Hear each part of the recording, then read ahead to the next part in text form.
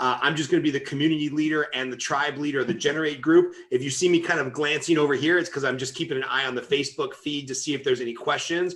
And today I'm super pumped. We've got Dale on the line with us, who is kind of a jack of all trades, but also a master of all trades. Started out in the mortgage business 37 years ago, been running a team for a long time. For 25 years, he's been doing, keynote conversations and coaching for people in the mortgage business, but then also branching out to other businesses. And his secret sauce is a lot of those buzzwords we talk about, but he actually lives them, which is, how do we within our small business or our small team or larger businesses, larger companies, build that culture of leadership and systemization. I don't even know if that's a word, but yeah, I'll go with it. And I know you've talked about these ideas of systems, culture, leadership on Fox Business News, on several hundred radio programs throughout your life. So Dale, what did I miss in the bio other than the fact that you're a Cubs fan? You hit it all. That and married almost 30 years with 4 kids and 2 grandkids. So that's the stuff that I'm probably most proud of. Oh man, well, let's go there real quick, because I'm just starting the journey. Married for 5 years. Yeah. I've got 2 little kids that are 2 and 4, and then I've got an 18-year-old that's getting ready to leave for college. What's the secret of the? What's the number one secret of the 30-year, happy marriage where your kids still love you? Okay, most important tip I'll ever give you right here, Scott. Every quarter, take your wife away for at least 4 days, just the 2 of you, no kids. Do that for your entire marriage. You'll sustain. It is the secret sauce. I'm writing it down right now. Quarterly retreat, wife only. Yep. You find out you like each other again, because with kids around, sometimes you forget if you like each other or not. Yeah.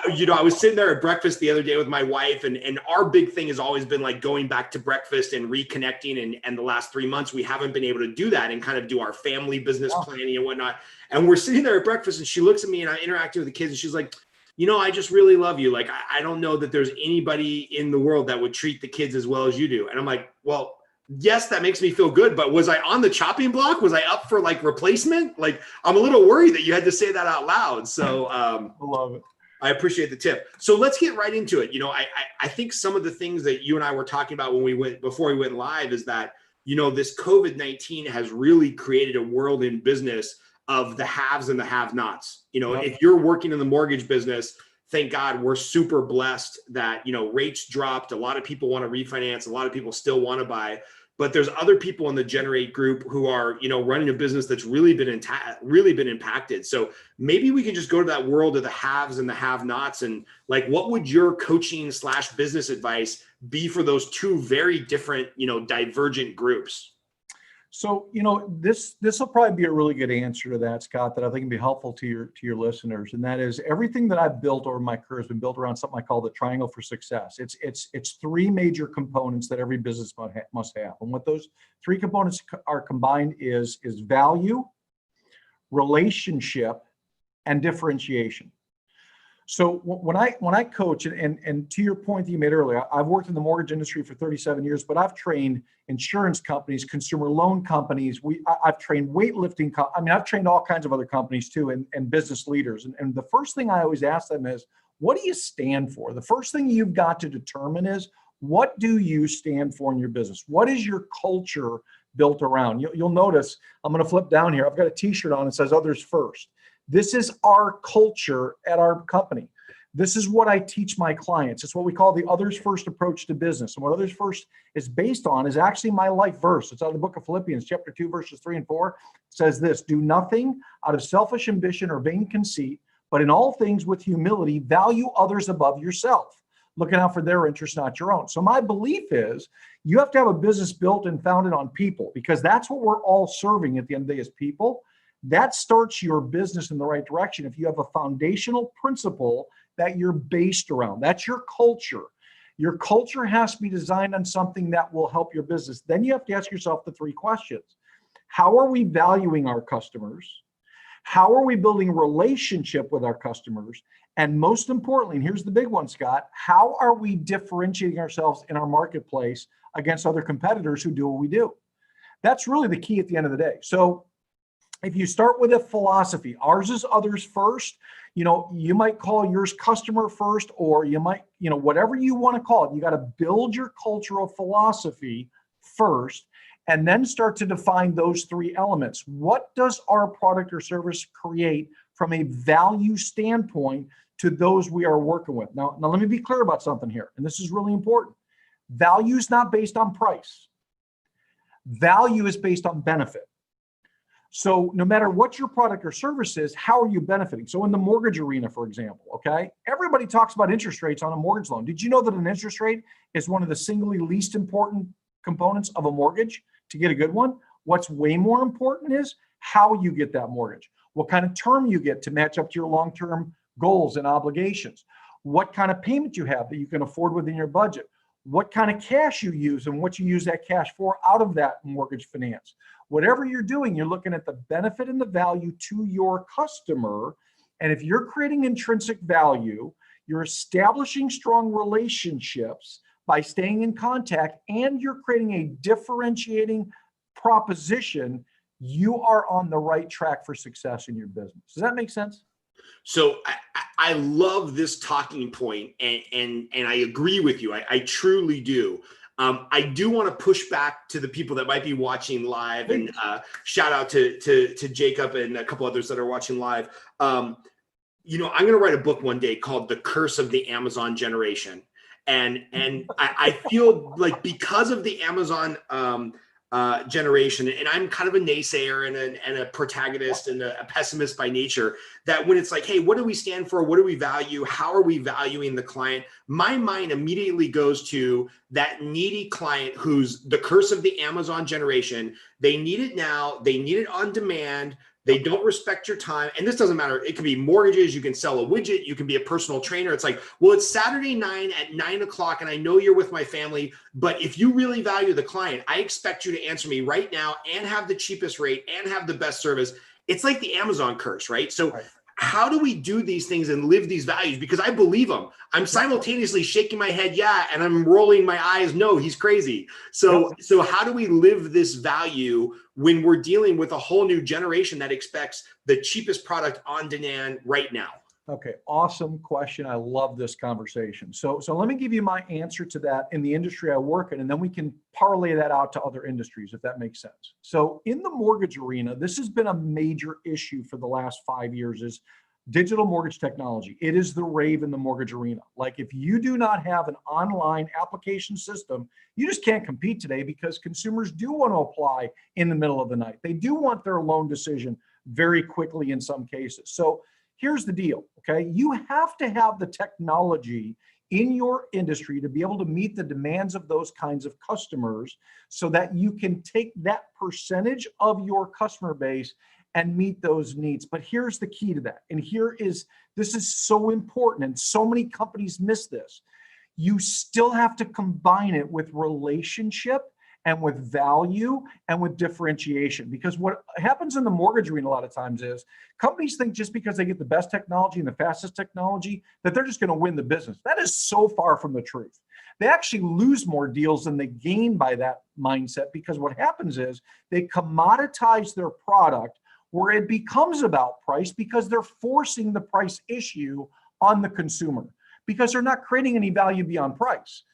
If you take your technologies and say, you know what, we're going to make that stuff available to you at the time that works for you, but here's the deal. We're going to create a connection in that, so that tomorrow we're going to contact you with a really bubbly, outgoing salesperson who is going to be relationship minded and say, okay, I've got your information. We got you approved, but now let's talk about how to build this loan the right way, so it's not like any other loan you've gotten from anybody else. That's that personal touch factor that moves it into a whole different realm, where yes, you've got the technological advantage for the Amazon group, but you've also got that personal relationship for the people of my generation. And I think even of the millennial generation, where they want that community, conversational, personal touch. And think about COVID-19, the last 90 days. What's the number one thing we all want? Personal touch. We all want that connection right now, because we're disconnected. It's so important you merge relationship, value, and differentiation with technology, and you actually handle both sides. And by the way, you're going to lose some customers to that Amazon mindset you talk about. You just got to accept that in your business plan and understand you can't please everybody all the time. Nobody can. But if you focus on the right sector and the right customers, there's plenty of business for everybody. So I love that, by the way. That's the most articulate example that I've heard of. Okay, how do you have the tools, because we live in a digital age, there's no getting around it, but then couple that with some personal service. And I'm just wondering if you can think of some other examples, outside of the mortgage realm. And I'm trying to think of some where we've merged this technology with this comfort, right? Because I think the other danger of the Amazon generation is like, I order a product based on a picture. It gets delivered by a mailman who I don't even know anymore. It's not the 1950s where I have a good relationship with my mailman and leave him a Christmas bonus or something. And by the way, my FedEx guy, world class. He gives my dog a little doggy treat every time he comes to the door, throws it over the gate so that the dog doesn't go ape shit every time the UPS man comes to the door. So I probably should leave him a Christmas bonus. But what are some other examples in some other industries where we can build this connection and this warm, fuzzy, bubbly stuff? Because I think people are realizing right now, they're like, ooh, this detached environment that we're moving to, when you have a quantum leap and you get to a really detached environment, it feels gross, right? We're all hungry for some human connection. Yep. So maybe some other industries or some other examples that you've seen work out there. I've trained in the insurance industry with life insurance and health insurance, and all these other things, and those kind of products. Here's the key. Here's the way I'll simplify this. If you make your product a commodity, then you have subjected yourself to the Amazon mindset world. If you make your product a non-commodity, and I don't care how commoditized your product is, you can take flour, okay, the most commoditized product on the planet, and you can package it in a way that it seems like it's special because of the way you package and market it. So your marketing has to be designed so that what it's doing is it's taking your product or service and it's non-commoditizing it, even if it's in a highly commoditized marketplace. To say, okay, yes, we have the same product that others have, but let me show you what makes our product a little bit different. And that's where that connection and touch has to happen. So in insurance companies I've trained, I've had them do that. When we work with the weightlifting company, we had them do that. What makes your business different? It's, you're offering the same training everybody else is, but what is the one or two things you can do differently? There's something in sales called the rule of five, Scott, that is a really important rule that I learned 25 years ago. The rule of five says that the average consumer will only buy something once they're given 5 reasons to do so. If you get to that 5th reason, they buy like 98% of the time. Most marketing and most salespeople only give 2 to 3 reasons to buy, if they even give 2 to 3. Many of them, it's just one. It's here's the product, here's the price, buy it or don't. You have to find your 5. When you create your 5 benefits or reasons why your product or service is beneficial to whoever you're selling it to, you've taken a commodity and non-commoditized it, where now there's a relational aspect that comes in and a value aspect that wasn't there before. That's the game changer. Man, I am, when you said that rule of 5, I immediately went to the fitness industry, probably because you mentioned weightlifting. And, here in LA even, which is a pretty high cost area, and definitely in places like Phoenix, Arizona, where I spend a fair amount of time, you can sign up for Planet Fitness or 24-hour fitness or whatever for $8 a month. But I choose, and I'm very blessed to make the kind of money that we can make in this industry. I choose to, if I'm going to go work out, it's, Equinox or Soul Cycle or Hot 8 Yoga, which is $125 a month, But what I'm thinking as you're talking to that 5 reasons is when you walk in there, they say, they start selling you on the idea of, we have a great curriculum. We have the cleanest bathrooms and saunas in the industry. We have great trainers. We're going to send you personalized emails as a follow-up plan because your workout doesn't stop here. We've got cool branding. Like they really created an environment where there was like, oh yeah, of course there's a benefit to spending $220 a month on my gym membership instead of $8 a month. So it really resonated with me on this idea of giving people the 5 reasons to buy. And I know the last time I tried this, I went to this hot yoga studio because I had hurt my knee and I thought hot yoga would be easier. Whoops. That was a big mistake. But yeah, they immediately went into like, hey, you can have a free week because we know you're going to sign up because we have all these reasons why we're excellent. So man, you're just knowledge bomb after knowledge bomb here, Dale. I appreciate that. I think about for myself, I speak for a living. So I literally speak 180 to 200 days a year in a typical year. I'm all over the place all the time. I stay at hotels constantly. I am a Marriott hotel person, period. End of conversation. Why am I a Marriott person? Look, Marriott isn't that much different than Hyatt or the others. I'll tell you the reason why. Because of the way I'm treated when I go there. They know my name.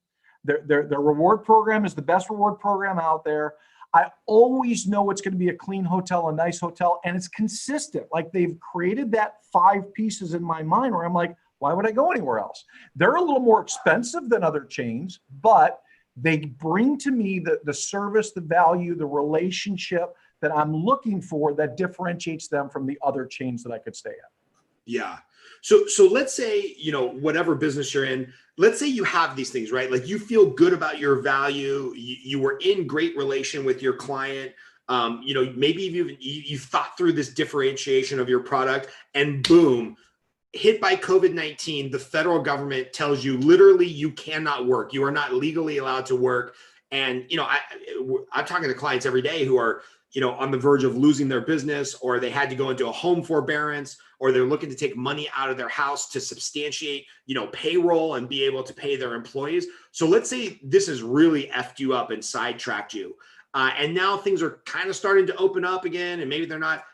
Business is business. What suggestions would you give to people that are looking to get back on track, either professionally or personally? Yeah. So number one, focus on what you can control and not what you cannot. That is the number one rule of business. The one common thread, Scott, I've trained over 1 million people in my career, tens of thousands of leaders around the country. And you know what I've learned is the number one common trait of every top leader, every top business owner, every top executive I've ever met is that when a problem comes to them, they only think about one thing, the solution. They never focus on the problem. It's like, okay, that's the problem, done. Now what's the solution? How do I move from that problem into a response that solves? So I'll give you an example of this. I recently did a bunch of training for realtors. Now, I'm in the mortgage business for all these years. Hadn't trained realtors before, but I had a bank that I work with. There's a large national bank, so we'd love for you to train our realtors. Okay, I can do that. I was working with New York realtors who could not even show a home. It was literally stay-at-home orders. They were basically out of business. And I said, well, have you guys considered taking your customers, the ones who are selling the home, having them take their cell phone, walk through their house, do a visual, have the other realtor on a Zoom meeting with you and do it as a visual thing in today's technology? They're like, no. Why don't you do that? Sure enough, not 4 days after I do that, I see a thing pop up in the local news. Hey, New York realtors are now doing these visual showings. I had realtors get back to me and say, my business jumped overnight from that one silly tip. It's a process of thinking outside the box. How can we use technology? How can we do things differently in our business? Okay, so our normal way of business has changed. My business, I haven't traveled in 90 days. It's the first time in 25 years. So I'm doing everything virtual now. Our business is doing just as well as it was before that. I've redefined myself in this marketplace, and that's what you have to do. Don't focus on what you can't control. Focus on what you can. Find the solution, reposition, and go. Okay, so I want to pull at this thread a little bit more because I think the world would be such a better place if we were solutions oriented. And I'm guilty of it as well. I get into the bitch fest once in a while on social media, and it's so hard, right? The national media, the social media news, if it bleeds, it leads. The negativity nonstop on Facebook. Yep. If you're working to be more of this solutions oriented individual, what are some tips, some tactics, some hacks, some strategies? Because I want to be that guy, right? Like I want to go to social media and present solutions. I want to talk to my team and present solutions. But you know how it is. We never focus on the 9 deals that went well in our business. We focus on the one client that was an asshole and everything went sideways and we screwed up and they screwed up and nobody gave anybody any grace. So how do we mentally shift to that solutions oriented individual? Well, I love that question. So here's my answer. Here's the best answer I got for you, Scott. I have learned in 58 years of life that the way you start your day typically determines how your day turns out. That is such a critical life lesson that I've learned. So here's my question to all your listeners. How are you starting your day? I know how most people are today. They're getting out of bed, they're going to social media, they're going to the news, they're going to the mainstream media, and they're getting depressed before they even get started. That is not the way to start. You want to be a powerful leader. You want to be a powerful salesperson. You want to be a powerful human being. You cannot let all of this negative saturation get into your brain first thing out of the gate, because you've lost before you've ever started. So you got to start your day strong. Get up, read something, listen to something like your podcast that is powerful, that will encourage you. Get yourself in front of positive things. Remind yourself daily of the blessings in life. Look, we could be in an ER right now, gasping for breath, and we're doing this right now. So we can be so thankful all the time and grateful. And if you start to shield yourself a little bit, and you have to today, look, I am shielding myself from media immensely. I do have times during the day that I allocate for that to be up to date, to know what's going on. I need to in my business, but I don't oversaturate myself. I give myself a few minutes to get updated, and then I'm working and getting into my rhythm and protecting myself from too much of the negativity, because you said it well, it is everywhere today.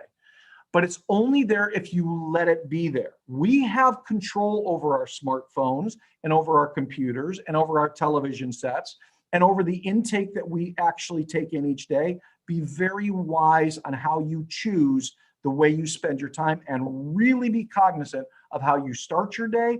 And here's another great tip. Set little goals in your day for yourself. A lot of us are working from home today, okay? So what do? You've got all these distractions, all these problems. Work for what I call sprints. We're gonna sprint for an hour, just bust it out for an hour, and set a goal for yourself that if I achieve these 3 things, I'm gonna give myself a reward, and that reward might be 20 minutes with my kids, hanging out with them now, having fun. So I'm not feeling guilty that I'm working and they're in the other room. I actually am rewarding myself with time with them, but then I'm going back and hitting it hard for another hour. And you will stay focused in pockets where you're working for a very powerful purpose. That's awesome. That's awesome.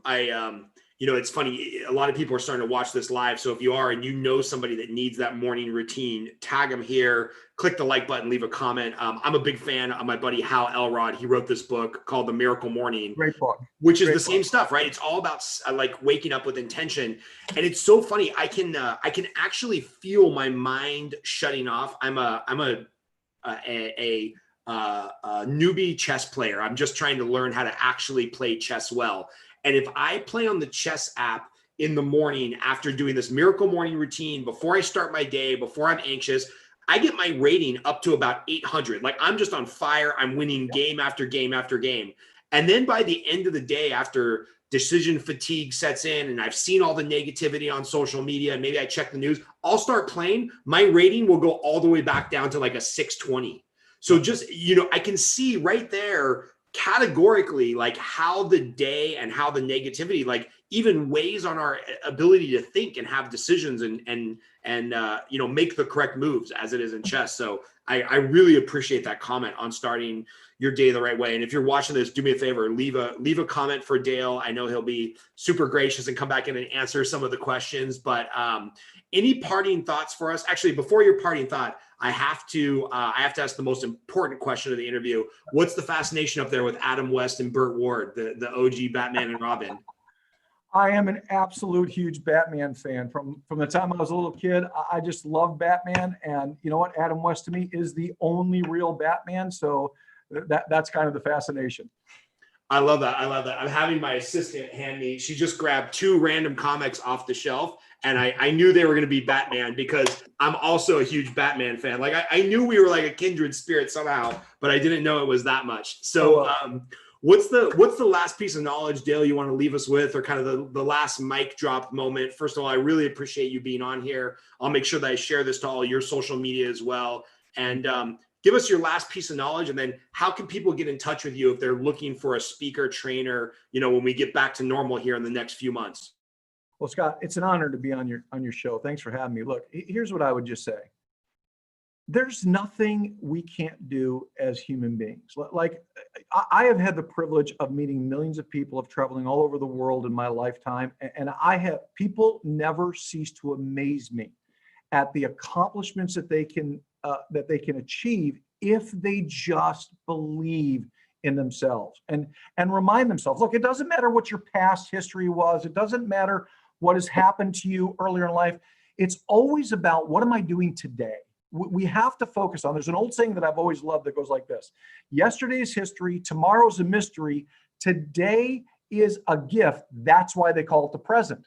I've lived my life around that whole mindset of, you know what? It's about what I do today. What I did yesterday is done. I can't change it. And tomorrow I don't control, but today I can make a difference today. So be thankful, be grateful, remember all the blessings, and just understand there is nothing keeping you from where you want to go, but you.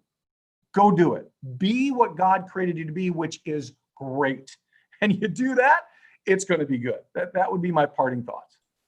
Man, that's the way to end an interview. So Dale, again, I know even in this time of being stuck at home, your time is super precious. I appreciate you being on, and with some permission, maybe we'll check in kind of when things are quote unquote back to normal. We'll have a little bit longer conversation.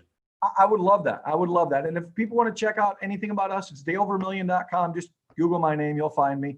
Scott, I am so honored to be here with you and so thankful. This has been fun. I appreciate it. Thanks, man. And good luck to the Cubs when we have the shortened season, hopefully here. Thank you, my friend. God bless you.